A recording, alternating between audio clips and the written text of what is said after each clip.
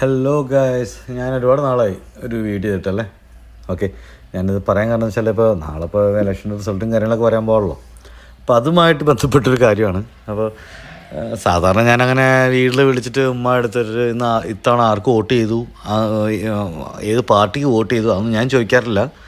അത് അവരവരുടെ ഇഷ്ടം എന്തോ ചെയ്തോട്ടെ എന്നുള്ള രീതിയിൽ ഞാൻ എപ്പോഴും വിടാറുള്ളൂ കേട്ടോ. പക്ഷേ ഇത്തവണ ഇതുപോലെ ഇലക്ഷനൊക്കെ കഴിഞ്ഞിട്ട് ഞാൻ വെറുതെ ഞാൻ നാട്ടിലില്ല, ഞാൻ വെറുതെ നാട്ടിലെ ഉമ്മാനെ വിളിച്ചിട്ട് എന്തൊക്കെയായി, ഇലക്ഷനൊക്കെ പോയിരുന്നു, വോട്ട് ചെയ്യാൻ പോയിരുന്നു എന്നൊക്കെ ചോദിച്ചു. അപ്പോൾ പുള്ളിക്കാരി പോയി, ഞാൻ പോയിരുന്നു റെണിയെന്ന് പറഞ്ഞു.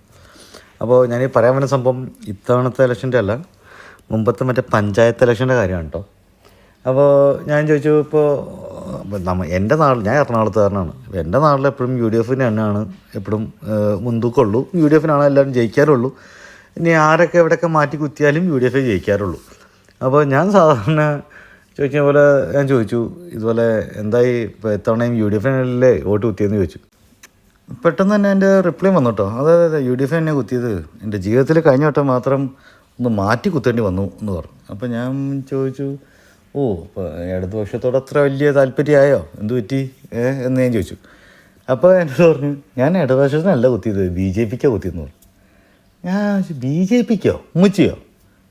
അങ്ങനെ മറ്റേ വഴി ഉമ്മച്ചി BJP മറ്റേ താമരയുടെ ചിഹ്നം, താമര ഇങ്ങനെ വിടർന്നിരിക്കും, താമരയുടെ ചിഹ്നം ഉമ്മച്ചിക്ക് മാറിപ്പോയോ? ഇല്ല എനിക്കറിയടാ, എനിക്കറിഞ്ഞൂടെ BJP ആണെന്ന് എനിക്കറിഞ്ഞൂടെ, ഞാൻ BJPക്ക് തന്നെ കുത്തിയെന്ന് വെച്ചു. BJPക്കാ? അത് ഞാൻ ചോദിച്ചു, എന്ത് BJPക്ക് കുത്താൻ കാരണം? ഇത്ര നാളും ഈ കോൺഗ്രസും മറ്റേ LDF ഭരിച്ചിട്ട് ഇതുവരെ ഒരു നാരങ്ങയുടെ കഷ്ടം പോലും തന്നിട്ടില്ല. അവർ വന്നിട്ട് ഒരു ബീഫ് തന്നു, അതുകൊണ്ട് ഞാൻ കുത്തിയത് എന്ന് പറഞ്ഞു. ഞാൻ ഞെട്ടി. ബീഫോ? BJPയാ? ഉമ്മച്ചിക്ക് വല്ല തോന്നിയതായിരിക്കും, ഉമ്മച്ചി വല്ല CPM CPIM എന്നൊക്കെ ആയാലും കണ്ടിട്ടുണ്ടാവുക, BJP എന്നായിരിക്കില്ല.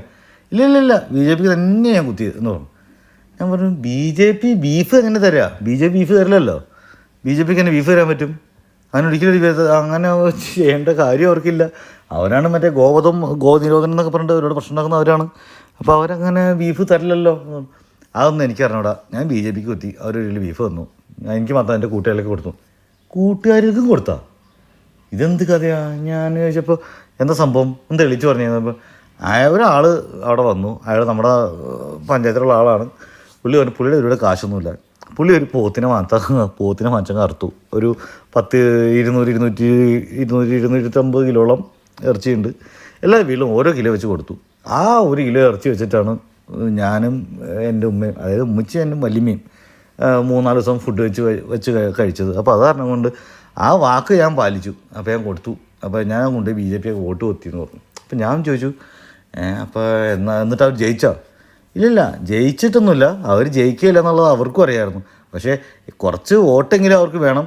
അപ്പോൾ അതുകൊണ്ട് നിങ്ങൾ ആരെങ്കിലും വോട്ട് ചെയ്യണമെന്ന് പറഞ്ഞു. ഇത്ര നാളായിട്ട് കോൺഗ്രസും UDF അവരൊന്നും ചെയ്തില്ല. അപ്പോൾ അത് കാരണം കൊണ്ട് അവരോട് ചോദിച്ചപ്പോൾ ഞാൻ പറഞ്ഞു, ഞാൻ ചെയ്തേക്കാം എന്ന് പറഞ്ഞു. ഞാൻ അതുപോലെ തന്നെ പോയി ചെയ്തു. എൻ്റെ കൂട്ടുകാരോട് ചോദിച്ചപ്പോൾ അവരും പറഞ്ഞു അവരും ചെയ്തു എന്ന് പറഞ്ഞു. ഏകദേശം 100-200ഓളം വീടുകളിൽ അവരും കൊണ്ടുപോയിട്ട് ബീഫ് കൊടുത്തു കേട്ടോ. ഏത് BJP കൊണ്ട് ബീഫ് കൊണ്ട് കൊടുത്തു. അപ്പോൾ ഞാൻ വിചാരിച്ചു, എന്നാലും ഇതിനകത്ത് എന്തോ ഒരു വശപ്പശക്ക് ഉണ്ടല്ലോ. ഞാൻ വീണ്ടും എടുത്തു വെച്ചു. പറഞ്ഞു, ഒരു സംശയം വേണ്ട, ഞാൻ കുത്തിയത് BJPക്ക് തന്നെയാണ്. ഇത്ര നാൾ LDFും കോൺഗ്രസൊക്കെ വരച്ചിട്ട് ഒരു നാരങ്ങയുടെ കഷ്ടം പോലും എൻ്റെ വീട്ടിൽ കൊണ്ട് തന്നില്ല. അത് കാരണം ഞാൻ BJP കൊണ്ട് കുത്തിയെന്ന് പറഞ്ഞു. അപ്പോൾ ഈ ഗോ നിരോധനവും മറ്റേ ബീഫ് കാണുമ്പോഴുള്ള പ്രശ്നങ്ങളും കാര്യങ്ങളൊക്കെ കേരളത്തിലില്ല. കേരളത്തിന് പുറത്ത് മാത്രമേ ഉള്ളൂ. കേരളത്തിലുണ്ട് എന്ന് പറഞ്ഞ് നടിക്കുന്ന കുറച്ച് ആൾക്കാർ ഇതുപോലെ കിടന്ന് അഭ്യാസം കാണിക്കുന്നു എന്നല്ലാതെ കേരളത്തിൽ നിരോധമില്ല, ഒന്നുമില്ല. നല്ല പോത്തിറച്ചിയും പൊറോട്ടയും കൂട്ടി കഴിക്കുന്ന ഒരുപാട് നല്ല ആൾക്കാരുണ്ട്. സത്യം പറഞ്ഞാൽ എൻ്റെ കൂടെ എഞ്ചിനീയറിംഗിൽ ഉണ്ടായിരുന്ന ഒരു വിഷ്ണു നമ്പൂരി ഉണ്ടായിരുന്നു. വിഷ്ണു നമ്പൂരി ബീഫ് കഴിക്കില്ല, പക്ഷെ പൊറോട്ട കഴിക്കണം എന്നുണ്ടെങ്കിൽ മട്ടൻ ചാപ്സ് നിർബന്ധം. വെജിറ്റേറിയനാണ് പുള്ളി. ആ വെജിറ്റേറിയനായ ആൾ എൻ്റെ കൂടെ കൂടിയെന്ന് പറയാൻ പറ്റില്ല, മൊത്തം ഞങ്ങൾ കഴിക്കുന്നതിൻ്റെ കൂടെ പുള്ളി അത് കഴിക്കാറുണ്ട്. വിഷ്ണു നമ്പൂരിയല്ല നമ്മുടെ സബ്ജക്റ്റ്. എന്നാലും ഞാൻ പറഞ്ഞു വന്നത്, ഈ ഫുഡിൻ്റെ കാര്യത്തിൽ നമ്മളെ ഒരുപാട് ഇതുപോലെ വേർതിരിക്കുന്ന ഒരുപാട് ആൾക്കാരുണ്ട്, മനസ്സിലായില്ലേ? അപ്പോൾ അതിലൊന്നും നമ്മൾ പോയി തല കൊടുക്കാതിരിക്കുക. നമ്മളുടെ നാട്ടിൽ നമുക്കൊരു കൾച്ചറുണ്ട്.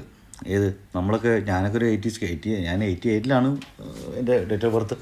80s ആയാലും 90s ആയാലും നമ്മളൊരു ഫ്രണ്ട്സിനെ തിരഞ്ഞെടുക്കുമ്പോൾ ആരെങ്കിലും തൊട്ടടുത്തിരിക്കണവൻ ഹിന്ദു ആണോന്നോ മുസ്ലിം ആണോന്നോ ക്രിസ്ത്യൻ നമ്മൾ നോക്കാറില്ല. നമുക്ക് നമ്മുടെ വൈബായിട്ടുള്ള ആൾക്കാർ ആരൊക്കെ ഉണ്ടോ അവരോട് നമ്മൾ കൂട്ടുകൂട്ടിയുണ്ട് ഇല്ലേ? നിങ്ങൾക്ക് നെഞ്ചത്ത് കഴിച്ച് പറയാൻ പറ്റുമോ? ഇപ്പം ഇന്ന ഒരു മതക്കാരനായതുകൊണ്ട് നമ്മൾ അവനെ വിട്ടു എന്ന് പറയാൻ പറ്റുമോ? ഇല്ല. അപ്പം അതിന് തത്തുല്യമായിട്ട് പലരും അത് ചൂഷണം ചെയ്ത് പലരും പല വീഡിയോകളും യൂട്യൂബ് ചാനലൊക്കെ ആയിട്ട് ഇങ്ങനെ മുതലെടുക്കുന്നുണ്ട്. അതിനൊന്നും തല കൊടുക്കാതിരിക്കുക, അതാണ് ഏറ്റവും നല്ലത്. മനസ്സിലായോ? വീഡിയോ ഒന്ന് ഇഷ്ടമായി കഴിഞ്ഞാൽ ഒന്ന് സബ്സ്ക്രൈബ് ചെയ്ത് വിടണേ പ്ലീസ്. ഓക്കെ, ഞാൻ പറയുന്നത് വെച്ചാൽ ഇതിനകത്തിപ്പോൾ അങ്ങനെ ഒരു BJP ഒരാളങ്ങനെ ബീഫ് കൊടുത്തോ എന്ന സംശയം ആർക്കെങ്കിലും ഉണ്ടെന്ന് അത് ഏത് ഏത് വാർഡിൻ്റെ ഏത് വാർഡാണെന്നുള്ളതും അല്ലെങ്കിൽ ഏത് പഞ്ചായത്താണെന്നുള്ളതും എല്ലാം ഞാൻ ക്ലിയറായിട്ട് പറയാം. ഞാൻ റെഡിയാണ് കേട്ടോ, എനിക്കതിന് ബുദ്ധിമുട്ടൊന്നും കാര്യമൊന്നുമില്ല. ഓക്കെ, ആകെ ഒരു ബുദ്ധിമുട്ടുള്ളതെന്ന് വെച്ചാൽ ഞാൻ പേരും പറഞ്ഞിട്ട് എൻ്റെ വീട്ടിൽ പോയി ഇനി പ്രശ്നം ഉണ്ടാക്കാനും അതിന് നിൽക്കായിരുന്നു. അത് നമുക്ക് ആ ഒരൊറ്റ കാര്യം മാത്രമേ ഉള്ളൂ. ഓക്കെ, പിന്നെ ഇപ്പം ഞാനിപ്പോൾ ഈ പറഞ്ഞുള്ള UDF സപ്പോർട്ട് ചെയ്യുന്നത്, അല്ലെങ്കിൽ UDF ഞങ്ങൾ കാലങ്ങളായിട്ട് വോട്ട് ചെയ്യാറുള്ളത് എന്ന് വെച്ചിട്ട് UDF എല്ലാ ആൾക്കാരും അങ്ങോട്ട് യേശു ക്രിസ്തു ആണെന്നൊന്നും ഞാൻ വിശ്വസിക്കുന്നില്ല. കള്ളന്മാരുണ്ട്, എല്ലാവരും ഉണ്ട്, എല്ലാത്തിലും ഉണ്ട്. ഇപ്പം ഈ നാട് ഭരിക്കാനായിട്ട് വരുന്ന ആൾക്കാർക്ക് നമുക്കത് തരാം ഇത് തരാമെന്ന് പറഞ്ഞിട്ട് അത് നമുക്ക് തരുന്നുണ്ടോ? ഇല്ല, നമുക്കത് അവരാരും തരുന്നില്ല. ഈ പറഞ്ഞ 3 ആൾക്കാരും തരില്ല. അവരൊക്കെ അവരുടേതായ ലാഭത്തിന് വേണ്ടവൻ നാട് വളർത്താനല്ല അവർ വരുന്നത്. അവരൊക്കെ സ്വന്തം അവരായിട്ട് വളർത്താനാണ് അവർ വരുന്നത്. മനസ്സിലാവുന്നുണ്ടോ? അപ്പോൾ ഇത്രയേ ഉള്ളൂ. ഞാൻ ഇന്നിപ്പോൾ നാളെ ഇലക്ഷനും കാര്യങ്ങളൊക്കെ നാളെ റിസൾട്ടൊക്കെ വരികയാണ്. ഏകദേശം ഒരു 97 സീറ്റോളം UDF വരുന്നു ഞാനും പ്രതീക്ഷിക്കുന്നുണ്ട്. അറിയില്ല, തൂക്കുസഭയാണ് മന്ത്രിസഭയാണെന്നൊക്കെ അവരൊക്കെ പറയുന്നുണ്ട്. ഞാൻ വലിയ കാര്യം കൊടുക്കുന്നില്ല. ഈ 10 വർഷം കൊണ്ട് ഇവരുടെ ഭരണം മടുത്തു പണ്ടാരടങ്ങി. അപ്പോൾ എനിക്കും ഈ പറഞ്ഞ പോലെ UDF വരട്ടെ എന്ന് പറഞ്ഞത് ഒന്ന് മാറി വരട്ടെ. കാരണം ഇവർ മാറി വരുമ്പോഴാണ് ജനങ്ങൾക്ക് ഗുണമുള്ളൂ. ഒരാൾ വരുന്നു, ഇത്ര രൂപ പെൻഷൻ വെച്ചു, അടുത്ത ആൾ വരുമ്പോൾ അതിൽ കുറച്ച് കൂടുതൽ വയ്ക്കും. അടുത്ത തവണ എന്ത് ചെയ്യണം? അവനെ വീണ്ടും കൊടുക്കരുത്, അവനക്ക് അവസരം കൊടുക്കരുത്, മറ്റേ ആൾക്ക് കൊടുക്കണം. അപ്പോൾ എന്ത് ചെയ്യും? പെൻഷൻ്റെ ഇത് കൂടിക്കൊണ്ടിരിക്കും. അങ്ങനെ നാടിന് ഗുണം വരുന്ന രീതിയിലുള്ള എന്തെങ്കിലും കാര്യങ്ങൾ നടക്കട്ടെ എന്നാണ് എൻ്റെയും പ്രാർത്ഥന. കേട്ടോ? Okay, bye all, see U.